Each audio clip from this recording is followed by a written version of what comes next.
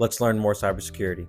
All right, guys, in my previous video, we talked about worms. I'm doing this whole series talking about different types of malware, and we just covered viruses, ransomware, and worms.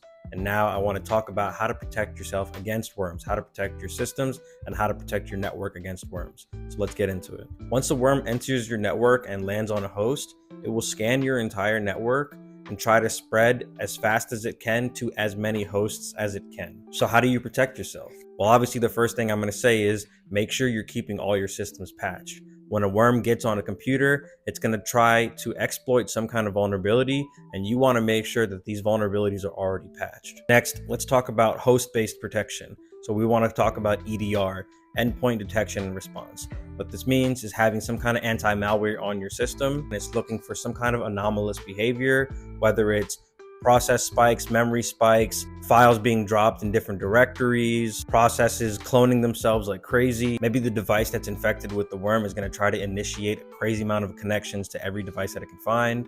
Your EDR is hopefully going to catch that. But guys, we're all about defense in depth. So let's talk about IPS, intrusion prevention systems. Imagine the worm is trying to get into a room and attack the people in the room. Your EDR is a bodyguard attached to every single person in that room. But how do we stop the worm from getting into the room in the first place?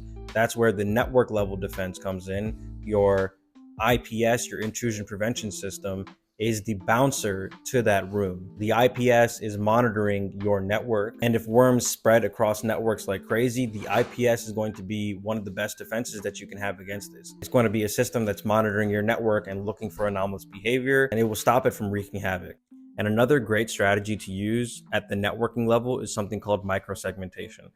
We'll talk about it in later videos, but essentially at the networking level, it's your way of creating trust zones so that one system can talk to one system in its same trust level, but it can't talk to other systems in another trust level. So essentially having microsegmentation can help stop malware from moving laterally across your network. So guys, when it comes to protecting yourselves, we've talked about endpoint detection and response.